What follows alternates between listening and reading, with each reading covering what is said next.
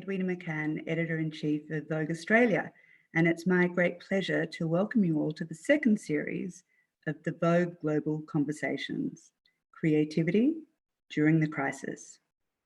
We're going to start tonight with a Zoom catch-up between two old friends, Anna Wintour and John Galliano. Following that, we've got a panel hosted by Vogue Taiwan's Editor-in-Chief, Leslie Sun. Now, she's joined by two of the most exciting young names in design, Marine Serra and Simone Rochard. They're also joined by the CEO and President of 3.1 Philip Lim, Wen Zhao. Like all of us, these people have been navigating the tumultuous and difficult times in which we find ourselves. But there is no denying that there's been a coming together of our industry and a spirit of creativity and connectivity, but then creativity that we have not perhaps seen before. Globally, I've been impressed by the way we've fallen behind our designers to really support them in their time of need. And certainly in Australia, our industry has got together to understanding that if we don't do that now, we might emerge to a very different future. Now, being so far away, as anybody who has taken a plane to Australia can attest, at Vogue Australia, we are very pleased to feel connected to this strong and global community. Because after all, we're passionate storytellers through clothes, and fashion does tell a story of who we are and indeed the times we live in. Now, working together, our industry can be a leading light, resisting destructive nationalist rhetoric and championing our common humanity through our creativity, our expression, and our kindness. Now, during the awful Australian bushfires, I felt so supported by our industry, and I was reminded how strong, powerful, and generous we are. So we may be divided by borders and indeed with Australia by seas, but that doesn't mean we can't be united to overcome the most difficult of problems and indeed work with one another and support one another through them. So I'm sure we're going to hear a lot more about these themes tonight, but if you have specific questions, the Vogue team are going to be online, so please do leave them in the chat box. They'll be there all session. Now, please welcome my friend and colleague, Anna Wintour. Edwina, good evening and good morning to those who are listening in the United States. How is everything in Australia? It's so wonderful to see you. I fear it's the middle of the night. It is.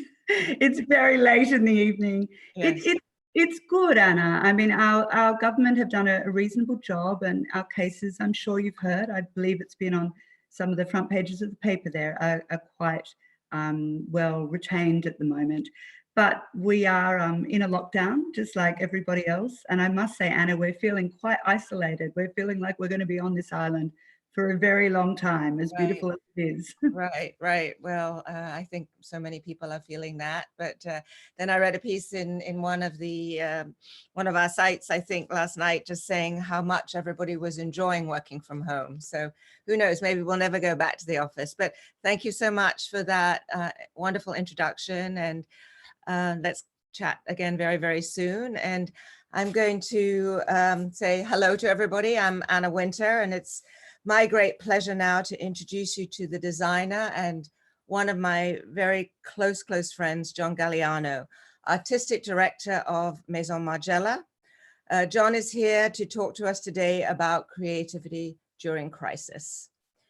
So John's career has been a remarkable tapestry of design, ingenuity, and fearless experimentation since he was a brilliant fashion student in early 1980s London, to his wildly romantic narratives that he showed us in Paris in the 90s, first at Givenchy, and then at Christian Dior, where he completely transformed one of Paris's most celebrated houses. And then in 2014, John arrived at Maison Margiela, pushing innovation, creativity, and sustainability that the label was already famous for. But one of the hallmarks of John's career has been his ability to not only create, but also to craft. He's one of the few designers who can really make a dress from scratch. And as we go forward, of course, both the resources we will have as well as how we use them will be a significant part of the conversation around creativity. But neither John's design genius nor his clothes have ever been truly hindered by a lack of resources. I remember being mesmerized by one of his shows he saw us in Paris, I think it was in the mid-90s, where John presented 20 or so incredible looks, exquisite looks, made only out of black crepe, because that's all he had to work with. So now I know we are all looking forward to hearing what John has to say, not only about the kind of clothes he now wants to make, but how he wants to show them. His thoughts about connecting with the broader community and utilizing technology, and of course, how he still manages to do one thing better than any other designer in the world: tell us all the most captivating stories through his clothes. John, welcome.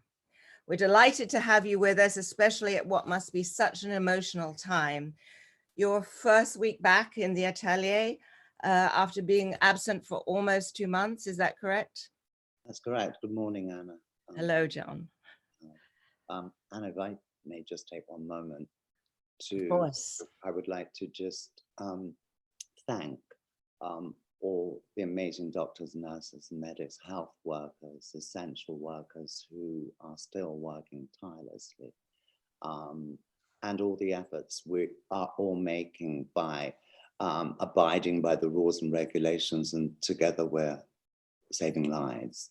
I'd also like to thank you, Anna, and all the Vogue staffers around the world for this wonderful platform of connectivity and the common thread, which I have found so comforting, and so the idea that we're able to share and connect in this very overwhelming time. I've taken great comfort in that, and I would like to thank you all.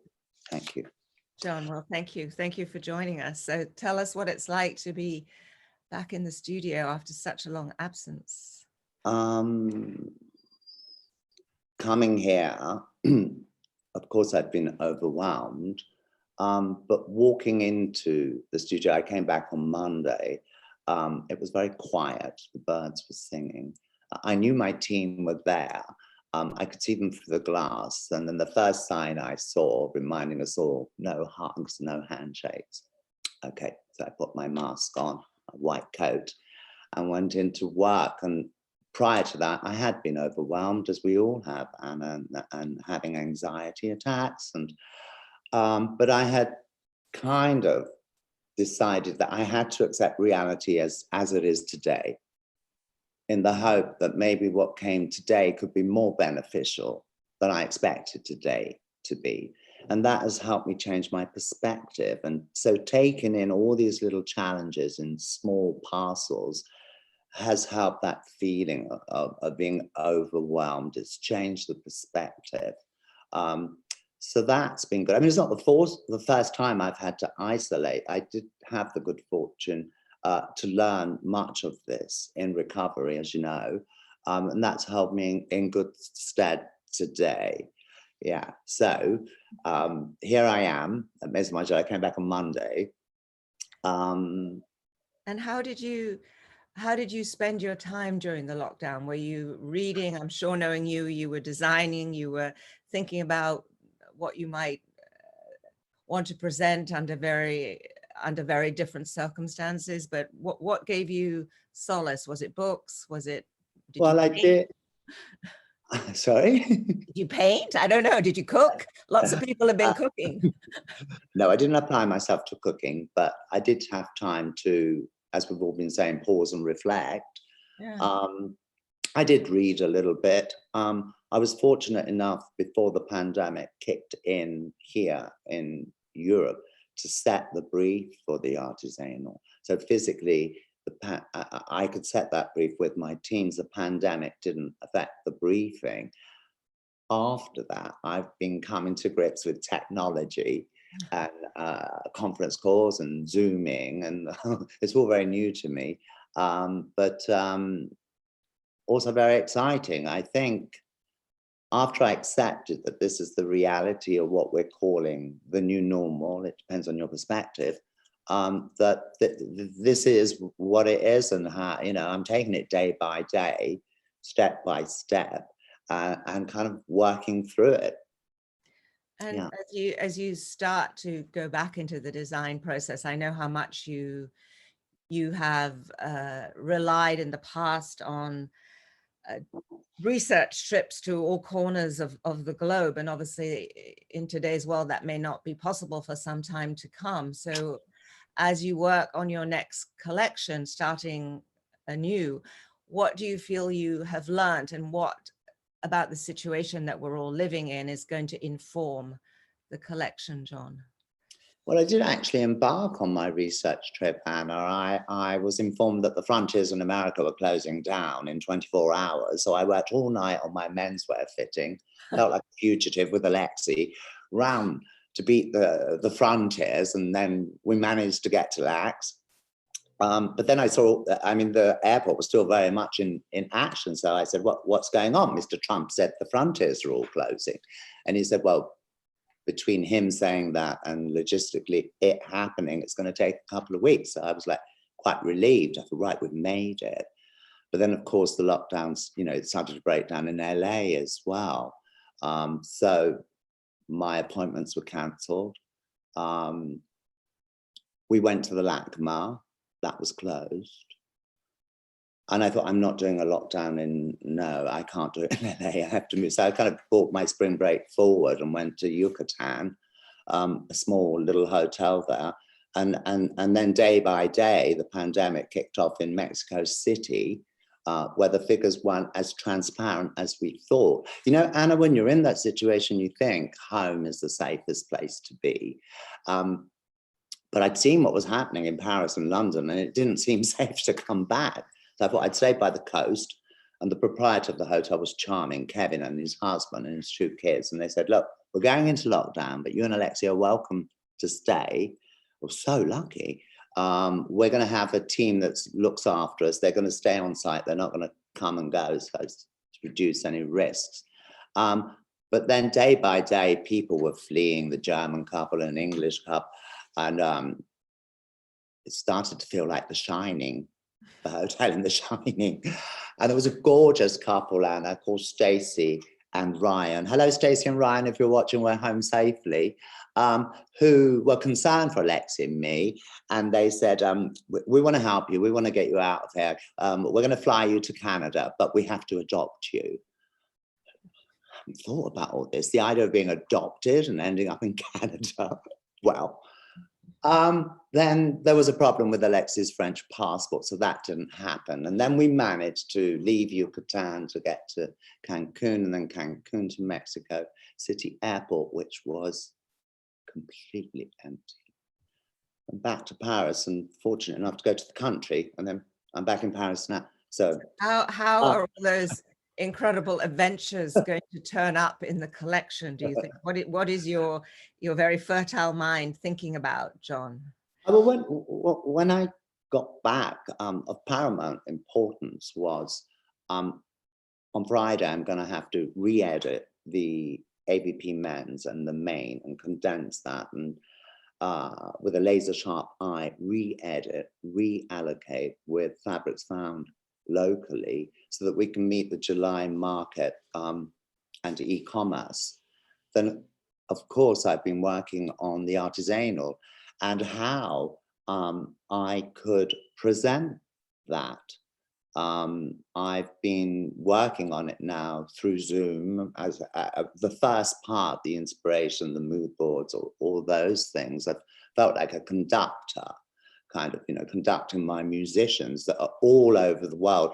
Hello, Shannon. I know you're in Australia. We can't wait to see you come back. So yes, I've been conducting, you know, my cellist and she's practicing on her terrace, and my violinist is in his bedroom and he's practicing. The piano player is in the garage, and I hope we're going to create. So are you going to have a symphony for your show? Well, it's a metaphor to what it's inspired me to do is maybe show some of the process work, because so many of our Y and Z generation don't get to see that. I mean, we're privileged in that we're involved in it, but I've never really shown that whole, and there's beautiful moments in that process work, as you know. And the So it might idea be the making of a collection. The show might be the making of a collection. might be something like that, Anna. Right. And Right. the idea that also that I could visually show what we stand for at Maison Margiela today, whether it's our thoughts on sustainability, the ethics, all those things. I feel the young kids around me now, they kind of want to disconnect from what's going on, but they want to connect to a tribe, a community, a Maison Margiela community. So somehow embracing technology, and I know technology doesn't give us all that we hope it can give. We've just realized that now technology can't. We're social animals. We long for the physical. But I will embrace all those things that we're now finding ourselves using and employ those somehow. I know how influenced you are by all the young people that you always surround yourself with, John, whether it's your assistants or interns. So are they encouraging you to work with recycled fabrics? What are they talking to you about? What do you think they feel the values of Margiela should be as we move forward? Well, we already have those conversations, Anna. We already have those conversations. You And have a name for it. What is it? yes, it's Reticler. Well, Yeah. Reticler is a new brand label I've introduced, and it's of Latin and Greek origins, to recycle and upcycle. And it was inspired by Martin Margiela, our founding father. He produced a branding called Replica, where he would be obsessed about a vintage piece and replicate it, reproduce it, right down to the stitch count, the finishing, everything. We just felt that we wanted to speak the grammar of today, and recycling and upcycling gave us Reticler. Already I have been using charity chop finds in the creative process in artisanal, along with green tarlatan and green toile, the staples of couture. And I encourage the teams to décortiquer or deconstruct and to learn how to put it back together. You know, like children, when you take apart a robot and put it back together again, it's a great learning process. And there's some beautiful things that happen in the voyage. And at the same time as well, we were concerned with waste, how much we do waste. So with Michaela and with the accessories, we started to reach out and hunt end of stock leathers, beautiful leathers that had been used. They had their signature and everything by quality couture houses.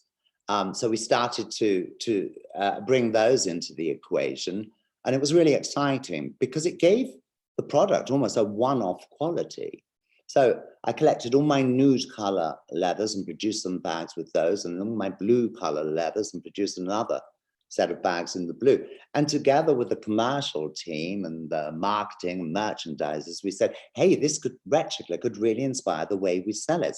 So everyone's getting almost a one-off. So geographically, we sold it like that. We only sold the nude to Europe. We only sold the blue to Asia.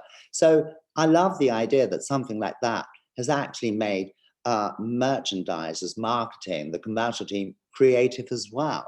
Right. John, we've heard a lot of conversations about the fashion world needing to change. And I'm sort of curious to know from your perspective, what would you argue we should hold on to? And what would you argue we should do completely differently? Well, I will fight to the end for the freedom to create and the creative process more than ever now, where people are valuing the artisanal quality, the craftsmanship, the quality. That happens for a designer when you have the time to develop and direct a line in artisanal. For sure, there are far too many clothes, and we know too many collections. You're thinking you're going to make fewer clothes, fewer collections? Yes, and even merging. I don't know if we can persuade the cyclical change of buying and showrooms. If showrooms, boys and girls, could merge, would cut down a lot of travel, a lot of waste. And it's a much more exciting way of buying collections too. Yeah, a lot of the, I think it was the, was it the Shom Syndicale? I can't remember. Somebody has announced that they are doing virtual shows for the men in July, and I'm probably will be looking at a lot of virtual shows come September.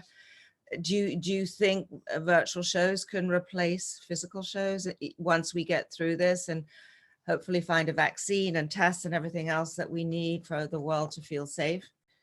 Well, I think short to mid-term, every house is going to find their way, and some may try virtual shows, but this period of pausing and reflect, it seemed a bit, I just thought, do I want to do a virtual show? I don't mind doing a virtual showroom, and I'll be involved in that as much as I can, but isn't it now the time to maybe propose a new way of presenting collections and how we sell them? And like I said, when I thought about that, I became much more inspired, and that's what I'm working on now. Long term, never say never. I mean, but I like doing smaller shows, much more intimate, where everyone gets a front row, and then maybe have some cyber invitees who sit there, a writer, an actor, a poet, who also mix in with the process. Something new. I'll see short to midterm how this idea works for artisanal. And if it's interesting, it could be the beginning of a blueprint for the way Maison Margiela shows long term. I don't think people are going to come in September, Anna. I just think they're still very nervous to travel. So Right. I'm expecting reality. That's right. But some of the designers once talked to express almost the creative need to physically have a show a physical show in some form, and that as wonderful and important it is to be able to use technology and to have a virtual show, for some designers, they have been saying that doesn't replace the human connection of having people see it close up. And I don't know what camp you fall in, or whether combination. I mean, initially with the lockdown, they were my thoughts, but I had to get a grip on reality. It's not going to happen. I thought artisanal, so I had to apply myself. And how can I make this happen? And films are full of emotion. They break us down. They make us laugh. They're joyous. For me, anyway. And I love producing a show. I just had to get over that and accept reality and look forward in the short term to mid-term, and see how that develops. Like I said, if it enhances the pyramidal way I work and I'm able to illustrate that in some shape or form, I'm really excited about this prospect of working. I mean, what comes topmost for me is the health of my very dedicated team. Although we're working on a lockdown and it's a much smaller team, the dedication that they're showing both here and in Italy leaves me speechless, really. I'm concerned with their health primarily. Of course. Often I have, as you know, put my work before my health, and that's not a good look. So for sure, I've learned from that health comes first. Right. And if you were to describe what the artisanal collection is to be, I mean, you're very good at conjuring up an image of a woman, a man, whatever you have in your head. I'm just curious to know, inspired by world events, what that collection, how would you sum it up? What would you say it's going to be? And do you think moving forward, your customers are going to buy much more carefully? Are they going to be more focused on creativity and value? And I'm sure that we all want our readers, your customers, audiences everywhere to value fashion in a way that maybe they haven't before, that it is an emotional connection to them and to their lives. And and full of memories, and you look at something and you remember a time. So I'm just curious to know I'm trying to understand what the mood of the show, virtual or otherwise, the symphony, is going to be in your mind. Okay, no, great question. The process is going to be full of emotion. Although I'm challenged and having to be resourceful and even more creative how I produce the collection or what I show in the collection, which I hope will reinforce what the house stands for. But what I will embrace is how I record this story, this collection, and working with all the technology that is at hand. I think it's a time to through that, I can show the authenticity of the garment, that, you know, I'm a dressmaker. It's considered design. It's crucial to present that, to help people understand.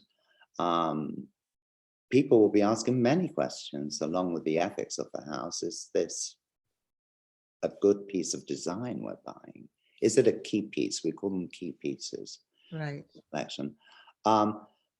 That's kind of how I'm thinking to, I mean, it is an adventure. I've never done it before. I just had a kind of show production meeting, let's call it, with the fellows I always work with, and they needed time to kind of reflect and consider. And but very soon I got a call back, and they were like, "This is really exciting, John. This is very exciting." And so I'll be showing the essence, le parfum, the top of the pyramid. That's what I'm showing. That's what I want people to understand. And come September, the influence and how that's inspired the ready-to-wear lines, the co-ed, the accessories. So I'm seeing it as a long-term idea, and let's see how that goes. I think I'm super excited, really, and my team begin to be. So that's really, really good. So I just need to reharness that momentum that we had, you know, reorientate almost. We've been disorientated, Anna, you know, so it's just reorientated the momentum that comes with the emotional way of working on the physical show. I mean, yeah, I think that's kind of what I'm doing. And obviously on your mind has to be the way we're all going to be living until it's safe, that there is a vaccine or safe tests, with social distancing and maybe less opportunities to go out. So it's a more inward looking, more retrospective kind of a life. Is that going to be influencing the clothes? I think it will. Or are you thinking more fantasy? The creative process would be the creative process. I'm lucky to, or sensitive enough to tune into those things. If it's safe distancing, well, maybe that will have an influence on volumes. I don't know how that, I just know that the applications and technology will bring a lot to it. But I don't think a 20-year-old, I mean, they haven't stopped socializing. Have you seen the Zoom parties? I saw Stephen Klein's the other day. It was major. They're still going to throw on a red lip. They're still going to want to be seductive, even if it is online. Honestly, I think what people wear will be inspired by how the deconfinement kicks in. Right. I think that's, you know, I'm keeping my eye and ears open. For sure, we're susceptible to that and sensitive to all those things. Right. Yeah. And John, I have a couple more questions. You've always stood so much for gender inclusivity, and that's sort of been a hallmark of many of your shows and what you believe in. So tell me how that will fit into the next symphony. Well, I've never stopped working. I mean, gender's never been an issue for me, Anna. As you know, I'm more inspired by individuals and what they bring to the creation, especially my muses and models. Yes, it's known that I work with Anton, who's a boy, and Nikki, who's the girl. And Nikki represents a strong femininity, as I believe in. I mean, her personality floods the room. And Anton is a very kind of sensible boy, and together it's not, I mean, I fit the dresses on Anton and I fit the suits on Nikki, and then I cross-reference, and that's helped us to, it's been a liberating experience for me, Margiela, liberating, because beyond that, you can start to create newer shapes. You can chill out the cut of a dress. Also, it's inspired me to maybe take what's synonymous with a very feminine way of cutting, the bias cut dresses, you know my dresses, but taking that idea of proposing that in the boy genre of clothes, a suit, a caban, a trench, trying to cut that on a bias. Well, it's just so gorgeous. It gave this illustrative line, this loose look. I mean, as comfortable, as easy as wearing a string vest, but this liquid mercurial satin. And boys and girls can buy into that too. I mean, I do wish the showrooms and the sales would merge, and that we can just buy beautiful clothes. Well, maybe that will be one of the changes that comes out of what the experience that we've all been living through. John, last question. You've had ups and downs. I've been through many of them with you in your career and in your life. And I'd love to know what it is that in the end keeps you going. Passion, Anna. I'm a dressmaker. I'm driven by the craft and the dedication of my team and the freedom to create. It's really important for me. You know, Anna, I think you can be anything in this world. And if you can be anything, can we just try being kinder to each other and kinder to our planet? Well, that's a wonderful way to end. John, thank you so much for joining us today. And it was so inspiring to hear you obviously have so much sympathy and understanding for the suffering that the pandemic has brought upon so many people, but also to find a positive way forward in terms of creativity and design. And I know that our listeners will be as inspired as I have been. Love you. See you soon. And now it's my great pleasure to introduce Leslie Sun, the editor-in-chief of Vogue Taiwan, who is going to host our next panel. Thank you all so much for listening. Thank you so much, Anna. Hi, this is Leslie. I'm joining you here from Taipei, and it's my great pleasure to be hosting the next section.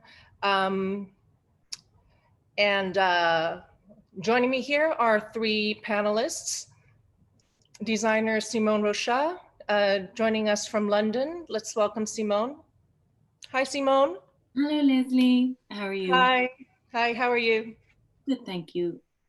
And next we have designer Marine Serre joining us from Corrèze in the south of France. Welcome, Marine. Hi, Leslie. Marine. Hi. Hi, everyone. And finally, we have Wen Zhou, the CEO and founder of Philip Lim, joining us from New York. Hi, Wen. Good morning. Hi, how are you? Hi, how are you? Great. So thanks for joining us, guys. So today we're going to be talking about creativity during the crisis. I'd like to address my first question to Simone. Mm-hmm. You're sort of a multidisciplinary artist/designer. You work with various disciplines, including furniture, sculptures, installations, books, etc.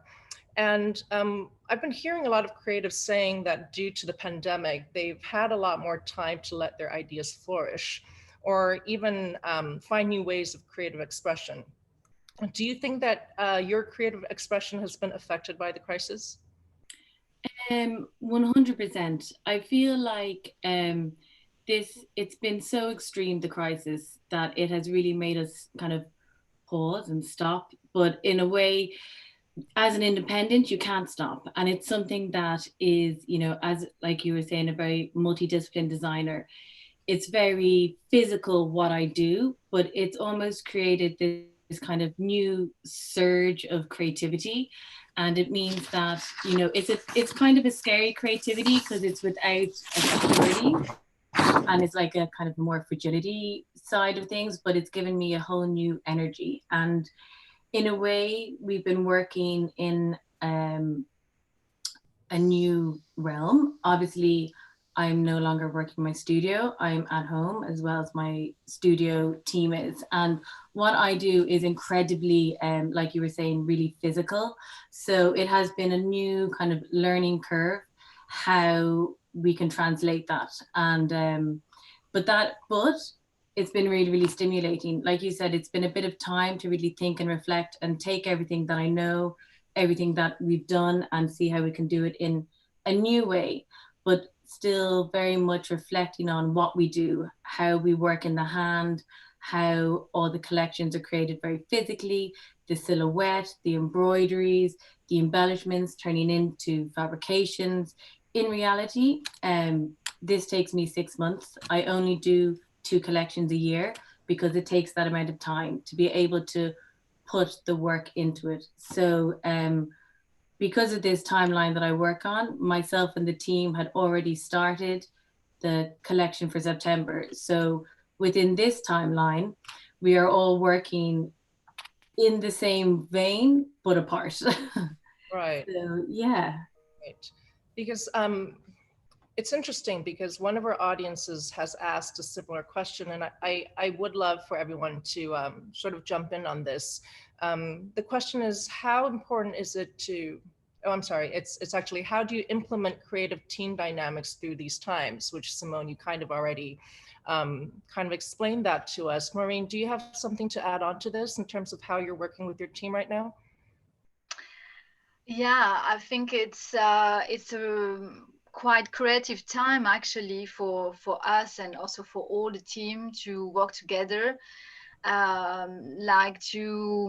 We have to learn also a new way to communicate that is not like so physical, when we are actually draping and fittings and pinning and hugging and fighting, and I think now I thought it was a really sensible moment also to even get closer to each other, because you don't have to, you cannot touch each other, so you have to care a lot also about the word that you use when you are talking to each other.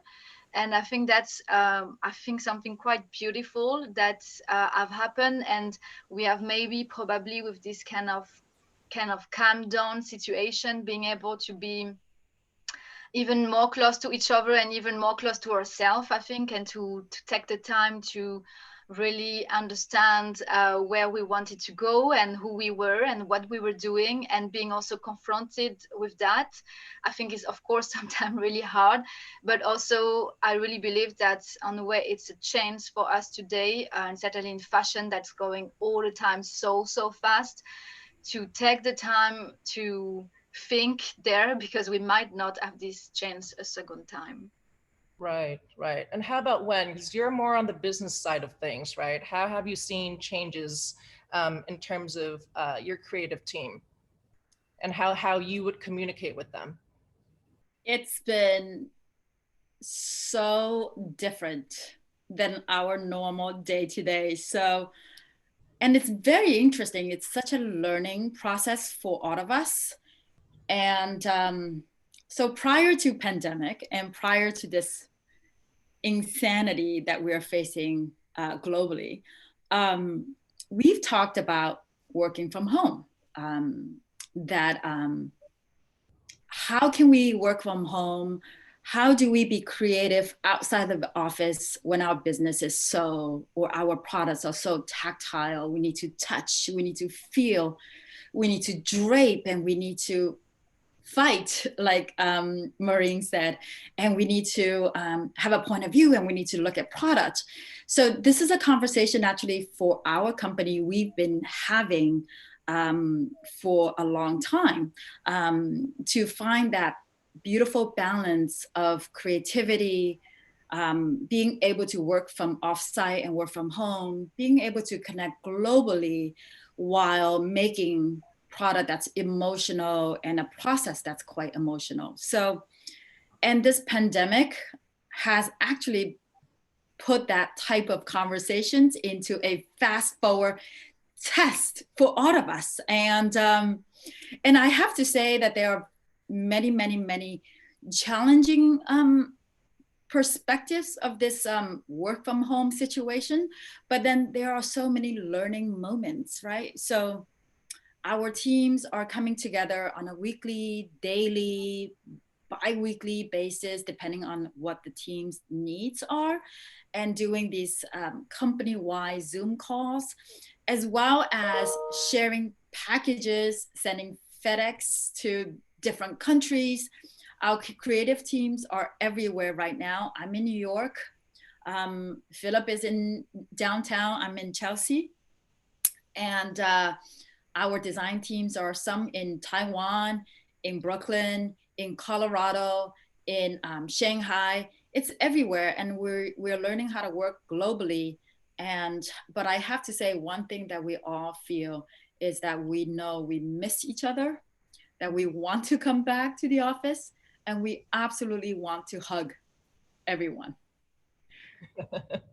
So you've sort of predicted the future a little bit, right? In terms of wanting to try this out, although now not under the best circumstances, but you got to kind of trial and error a little bit and get a taste of it. Yeah. And do you think that will be something you want to implement in the long run for the company? For or do you recommend it? I'm hoping it's not mandatory work from home, but this whole situation of working from home and being able to, you know, I'm a mom, and there are so many women that I work with in my office, and men are parents first, mothers and fathers first, family comes first. And this work from home situation is giving us a taste of how we can balance our beautiful industry that we're in, and how we all love our careers, we love what we do, but we also need to put our family first. And so this is really teaching us, and especially me as a business leader, on how to be able to take this opportunity and take the best part of this opportunity and to implement something that works for the future, right? What is our work from home policy going forward? So it's a great practice, I have to say. Right. And I want to turn the focus to Maureen and your ability also to predict the future. And I'm saying this only because you've kind of predicted the current world with your past collections, right? With sort of like a recurring theme of the world being in crisis, with bodysuits, with masks. Do you want to talk a little bit about that, and in particular, how you stay relevant as a designer? Yeah. So I think that anyone could have predicted. So I don't think it's exceptional at all there. I think what is always have been really important for me in the way to create is to be realistic and honest and radically open about the world around me. I often say that I feel like a sponge because I feel like I'm, feeling and opening my eyes and looking. And I think most of our work actually as designer today is really that. And to keep this, radically openness to make sure that actually we are staying relevant. So I don't think I predict anything. I mean, things were already there. And I just put that maybe in evidence. For example, like to just try to understand and also to maybe anticipate. That's also part of what our job is about. And I also always said that I will not like to do the job I do, or to even have created the brand 2.5 years ago, if this will not be the core of what I'm doing, because I really believe that this is the only way to create. You have to create in kind of osmosis with the world that you are in. And sometime maybe with my kind of dystopian show, it was not always so positive, or you could feel that, but actually it was, because it was just actually a kind of radical call for love, to show that you know, that's what was happening, that this was actually our reality. And I think it's really important to see that as something also positive, to be able to transform and jump. So so yeah, I would say right. And you also, you're working a lot with upcycling and regenerated fabrics. And, you know, speaking of being relevant and kind of moving forward with what seems like what the industry is putting its emphasis in, do you think that there's an opportunity for sustainability to become the norm?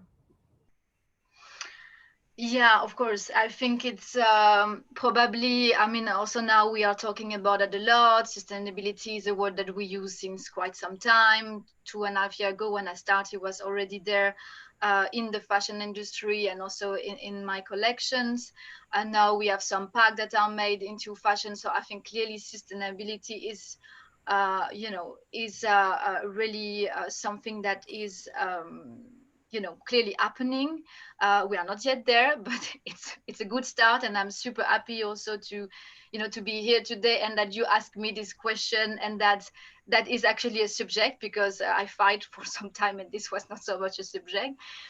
But I might say I have also something to say about sustainability that I feel and that I maybe like to share today, is that I feel all of us are talking about that, but we don't really know what sustainability means.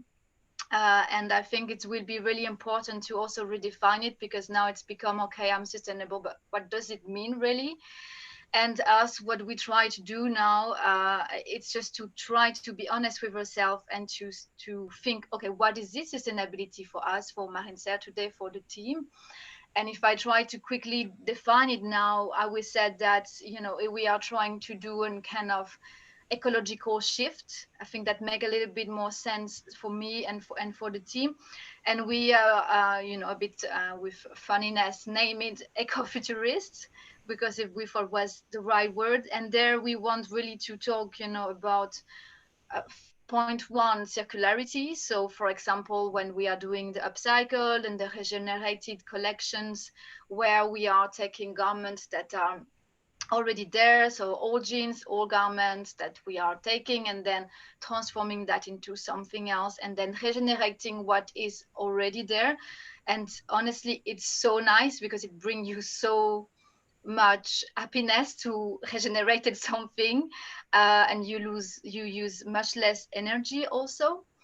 And I think second point is clearly the circularity, and second point is really the, climate neutrality. So like, you know, traveling less, doing show all maybe at the same time, and you know, not making your production super far when you can make it maybe at 100 meter. And the last point will be, I think, the resilience. So to also be humble and you know, be not taking to the earth what we cannot take, and trying to be honest with that. So I think also suddenly in the time that we are now with the COVID-19, we have to see that we have to be like kind of little tiger, seeing the world, looking at the environment around us, and react upon that. So I hope we will be great little tiger soon. Thank you so much, Maureen. That was very, very helpful. I think it really helps us understand the term sustainability, which is really kind of being thrown around. And I think it would actually be helpful for companies who are sustainable to really kind of go into details on how they're being sustainable. And when I know that, well, we know that Phillip Lim has been transforming into a sustainable business as well. So what's your take on that becoming the industry norm? That's such an important topic for us in the company, as well as for the world that we're living in. So for ourselves, sustainability has been a topic that we've been discussing as a business for years now, and we've always hesitated to implement that in our marketing campaign, if you will, because it has been such a buzzword. and meanings of sustainability to me, to the company, and to the global world at large has so many different interpretations. But over the years, we've come up with practices that we have implemented through the company. And one of the words that I think Philip has talked about all the time is sustainable balance, as well as making less, meaning more. So what does that mean? So for our company, for example, for our show, about 5 years ago, we've done our show, collaborated with Maya Lin, and one of our single-use material that we use in our fashion show was soil, earth, organic matter that we brought to the show, and then we donated back to the earth, and we planted trees.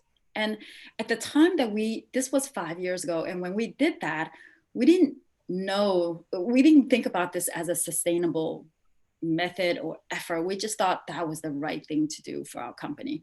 And we wanted to have a sort of circularity, if you will, from something that's so wasteful. We all know that fashion shows around the world are such waste in resources, and we were trying to figure out what was the best way forward for us. Over the years, we've been making things, and we've been making things in the best of with our means, and then making less things and focusing on our craft instead of producing more, connecting to our supply chain. How do we make product and process and bring that to the consumer in an honest, beautiful way?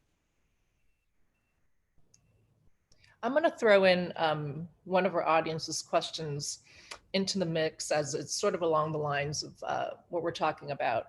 The question is, now that brands have a license to do low-level production content, do you think we will ever go back to high production value? When do you want to?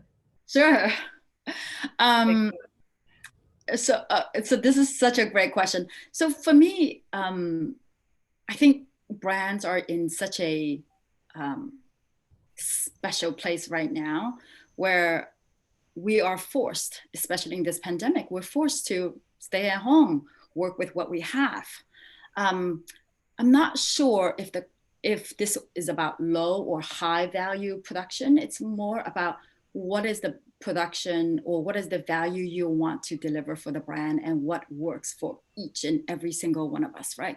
So I think that in the business for 15 years now with Philip, we feel that, or I feel that, as far as us speaking about our own brand, creating our own assets, or how we want to present to our consumers, it is about authenticity first and foremost, and about connectivity to our consumers.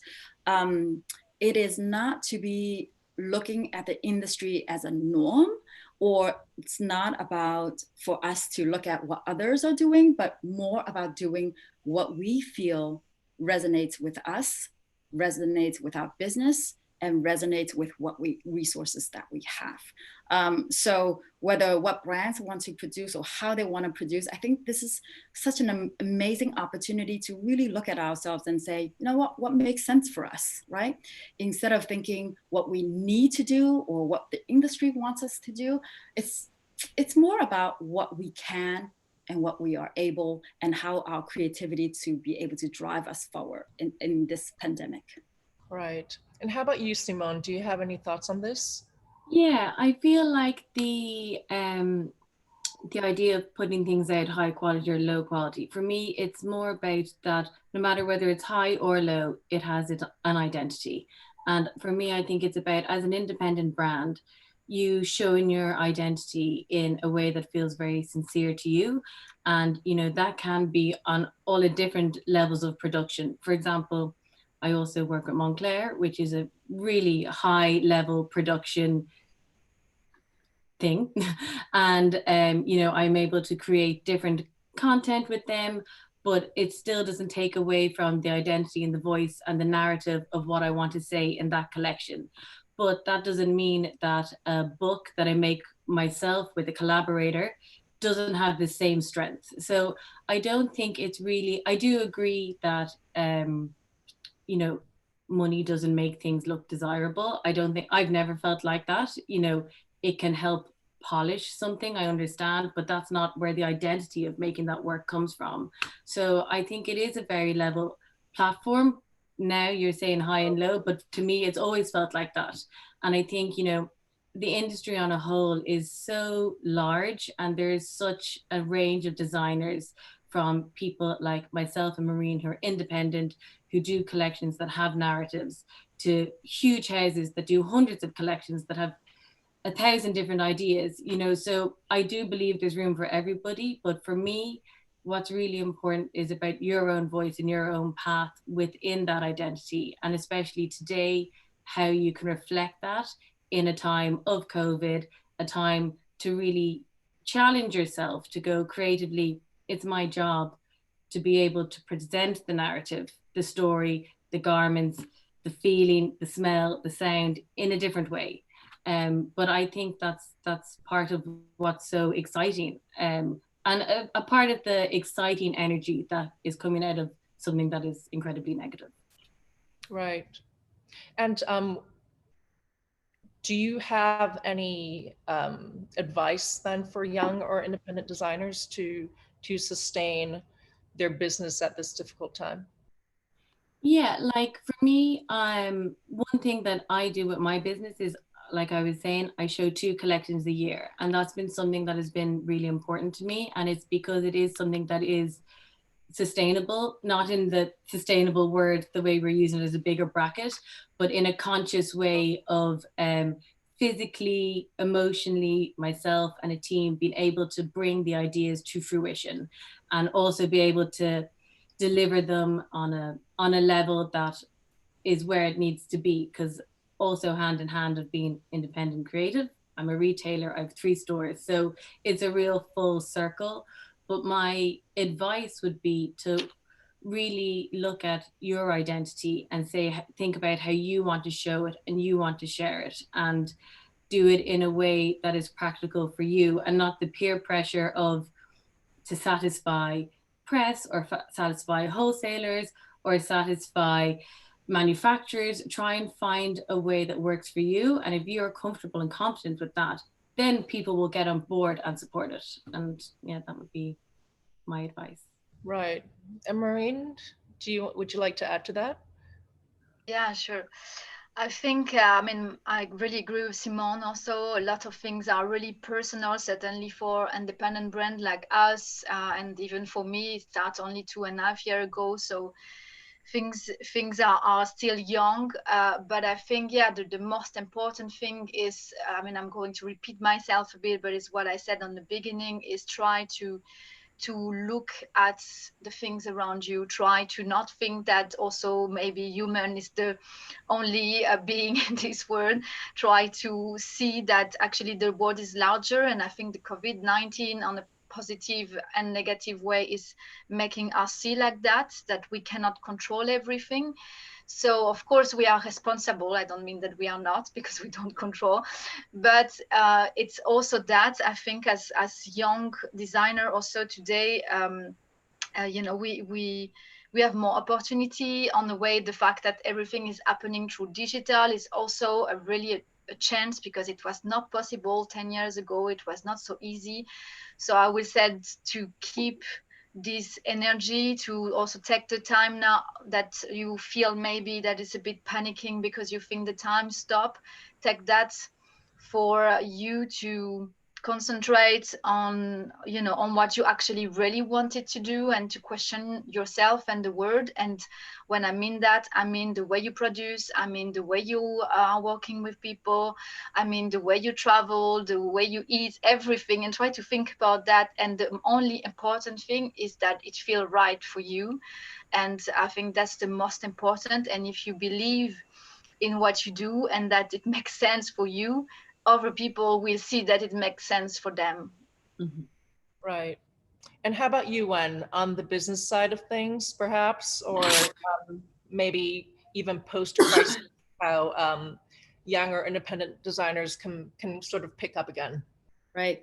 I absolutely agree with Simone and Marine. Those are such great comments for designers, and from a creative process, it's really something that it happened to us as well. Philip and I are 15 years into the business, but we're still independent. We're still, it's the two of us and with our incredible team.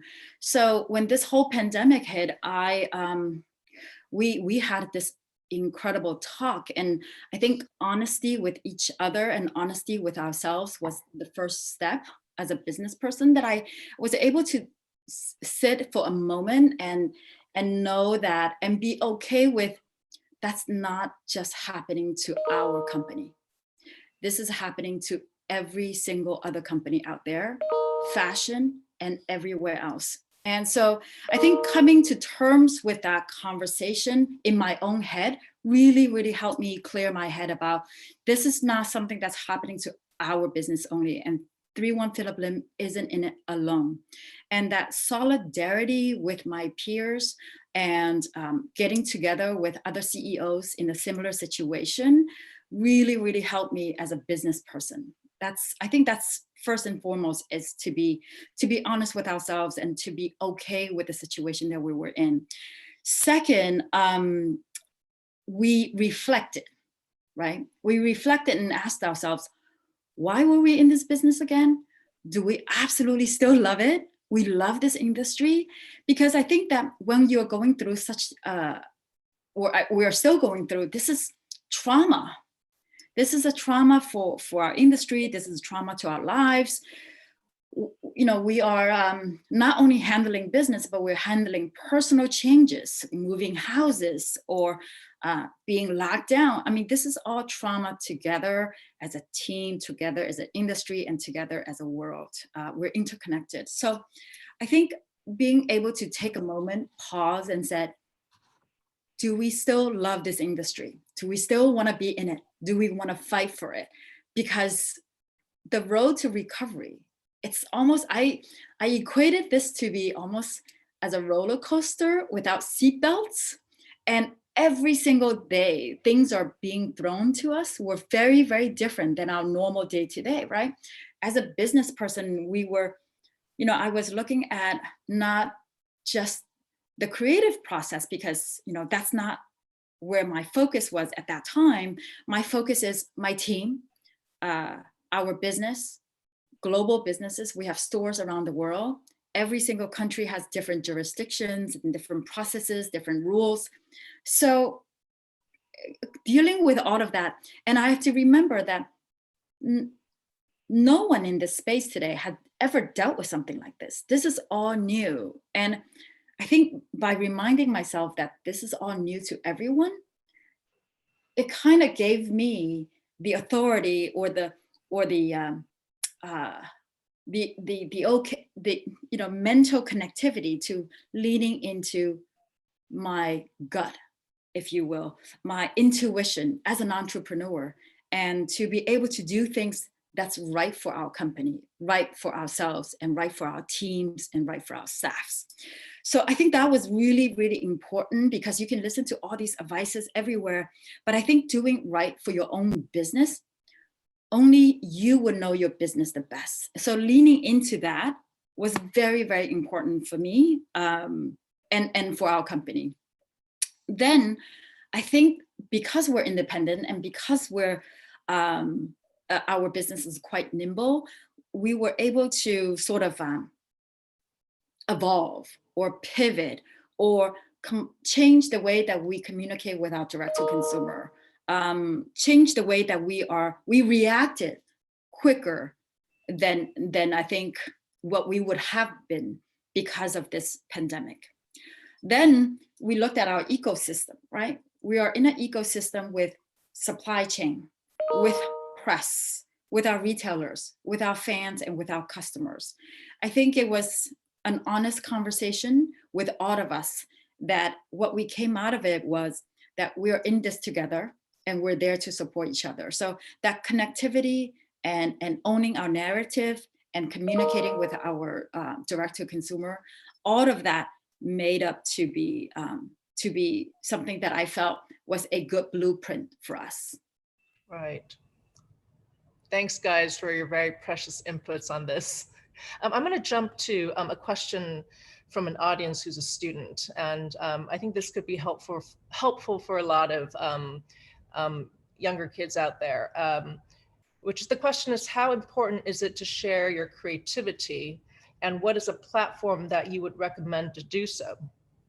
Can Maureen start with this? Nice question. I'm trying to think. I mean, I think I start a little bit on the previous question, talking also about the fact that, of course, Instagram, YouTube, and you know, and digital is something that is in our life even much before COVID. I think we all know that, and maybe now we realize it more because we are basically daily confronted with our computer and our phone, and this is our only way to connect. So I think even more strongly than before, I would say that this is a way for young designer to share, and I think you should not feel shy. And I have feel shy, actually. I'm still shy today, but I have feel shy also when I started 2.5 years ago, when suddenly I was almost like, oh, you have the right to share now because, you know, you are doing a show. And then I would just say to everyone today, just that have something to say, then just share it, and you see. And anyway, it's a conversation. No one have the exact right answer on you know, what's the best way to do fashion today. And yeah, so I will just encourage people to be honest and to share. And I think one of the most you know, easy platform to use is clearly digital today. People are really reactive, and honestly, for me today, when I see people liking the video I post, or the regenerated video we post like 2 weeks ago, or today, or the people that are listening, it's feel really good, because you'll feel that we are a kind of community, that we are able to share, that we are able to discuss, that we are able to maybe change things, and I hope change things, and to construct also the future in a better way together. So yeah. And Simone, what do you think? Yeah, I think it's a mix, actually, because for me, like, I think for me with digital, it's about still doing something very physical and 3D, but then sharing it digitally, rather than just flattening a garment, or, you know, flattening a painting, and a painter becomes a graphic designer. You know, I don't think it's that way. I think it's, you know, if like, I've had my label 10 years now, but if today I was brand new and I'd made a collection and I wanted to share it, yes, I would definitely want to photograph it or film it and send it to people. But honestly, I'd probably put it in the post, and I would find out, you know, what stores do I love? What magazines do I love? What editor is it in there? You know, will they open up that building? Will I be able to send something in? Because for me, the physicality of what you do is so important. Now, like, I don't want an onslaught of loads of people getting like skirts through the post, but like, if that was me today and I had graduated, and, you know, this year a lot of graduates won't be able to show, which is really, really sad, because you've done your education, like in CSM, I did my master's, and then to be told you can't show and share it is heartbreaking. So honestly, I think it's a balance of both sharing it digitally, because I do believe that then you can share it, and it's very democratic. Like you said, anyone can see it. But I think it has to be combined with the physicality of what you do, and the fabrication, the textiles, the handwork, you know, the way it's stitched, the whether you've done hand stitching on it. And I think sometimes that can only be felt in the hand. So if I was starting today, I would be posting it into DSM saying, look at this. But All right. We're now to our last question. which I would love for all of you to share your opinions, which is everyone really nowadays is saying that the industry should change, the fashion industry should change. How do you guys think the industry should change? Or in other words, what aspects of the industry do you want to see change? Simone, let's start with you. I do agree that everyone is talking about a change, and I think it's important. I have to admit, a lot of people are talking about a slowing down and a smaller amount of product, which I completely agree with. And this is exactly why I only do 2 collections a year. I think everything will slow down, the production, the knock-on effect of the supply chain, but mainly I think what will slow down will be the craving for things that are disposable fashion and disposable ideas. And what I hope the change is that people want an intimacy with collections and want to identify with clothes and have a personal connection to clothes that can last a long time. And I think the way the industry could reflect that is by slowing down. You know, people are now talking about merging pre's into mainline, merging men's and women's. And, you know, that would take down the travel, it would take down the amount of time, the amount of investment of showing all these different times of the year, different platforms, which I think actually as a designer can dilute your message of what you're trying to say. And I think maybe like one very like practical way of doing that would be to change the delivery timelines of when clothes are on the shop floor, because that has kind of changed people's perception of when they want things, how they want to wait for things, and they're kind of responding to the sales rather than the seasons. And if something like Black Friday was eradicated, I think the whole pace would slow down, because, you know, like we're not selling televisions. You know, you don't need to like put a coat on sale in November. You know what I mean? It's not a TV.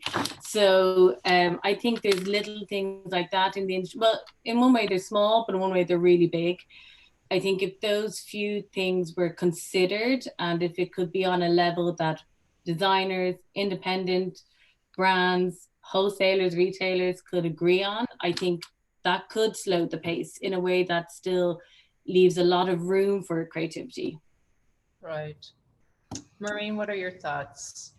Yeah, I really agree with you, Simon. I think clearly, you know, we all talk about change. I think it's not enough acting. Maybe after COVID-19, we will act a little bit more. I think all the things that you said are really right. I mean, I'm like Simon, I'm doing only 2 collections a year, and it's clearly enough to honestly to make it good, to make it relevant, to make it new, to not repeat yourself, to, you know, to upcycle, to recycle, to think about how you are going to do production, because we all the time talk about the show and the creativity and the garments, but it's also what happened in between the show and the delivery for us. You don't want to imagine the nightmare that it is, because it's really a lot of energy passing into producing a garment in a good way, and making it with love, with good factory, with good stitching, with good material. And that is something we often forgot. And where I totally join you is like, I wish, and also I'm super also happy to be here today with you all to share that, because I feel it's good that we are talking about that. Finally, now we are doing this Vogue talk where we can actually share that, because I don't know where I could share that before, to be honest, and with who. And I think this is a great opportunity to see that people want to change things maybe a bit more like in action. And to be more precise, I you know, for example, all this show happening in Italy, in France, in New York, in London, and then retailer traveling, press traveling. I mean, I don't want to imagine how much plane are doing all this work. Plus for people, it's so exhausting to do all that. And I feel now, of course, as I was saying, we have the digitality of things that can bring a part of what we are doing. I also really don't think it's enough, because a garment is something that you have to see on your skin and you have to feel it. And that's also really important. So I'm sure we found new way there, but just also, I think we have to think about doing it more, you know, more logic and more honest. We don't need to do 5 or 6 shows a year. And it's, what will be good is to have a kind of global talk and global decision, for example, and then to make sure that we are all walking on the same kind of big route. And of course, everyone can walk on the route as they want, 1 feet, 2 feet, or on their end, but just that at least we don't have this competitivity of like, okay, if people show there, you have to show there also, because otherwise you don't exist, you know. And we have that into fashion, and I think this is hard, because this is what is making us lose the control on what we really want and on the creativity that we want to share. And I really hope that we are going to radically change on that way to basically take the time to give to people something that we are really 100% happy and proud to put in this world, because we need to think about that before to make a coat. Great, thank you, Maureen. And Wen? Hi, this is such a great question, Leslie. And this is a question where there are hundreds of different type of answers, because I think that we're in an industry where it's such a beautiful industry, but we definitely need to tweak. And so I know we're limited on time, and I was trying to think about what is the most pressing and urgent, because I think the change has to happen with consumers in mind. And I thought about myself as a consumer, not as a brand CEO or brand owner. And the short story was that I was buying avocado, and there was 2 exact avocados at the supermarket at Whole Foods. One was organic and the other one wasn't. The organic was twice as much and the other was a lot less expensive. And I chose organic, like we all do, like we all want to do. Because we know that from organic farming, we know what the farmers are, how they are farming, and how the production is a lot lower and it's better for us. So if there's one change that I would love to see in the industry, in our industry, is to be able to share with our consumers the transparency of these beautiful creations at the store level, right? And have our consumers have that dialogue and say they're choosing to be better. They're choosing because they know who made these garments, who are the artisans, whether they're in China, Africa, New York, LA, who these people are that's actually making our garments, that is putting this in front of us for us to choose, so that we can choose to buy better, that we can choose not to vote for fast fashion, that we can choose to buy less, but maybe these creations that can last a little longer on the shelves, so they're not discounted after a few weeks, so that it is not about price, but it's really about arts and craft. So I think that if I would have to say, if I have a magical wand that I want our industry to be better, I want us all to work together and not measure our business with profit only.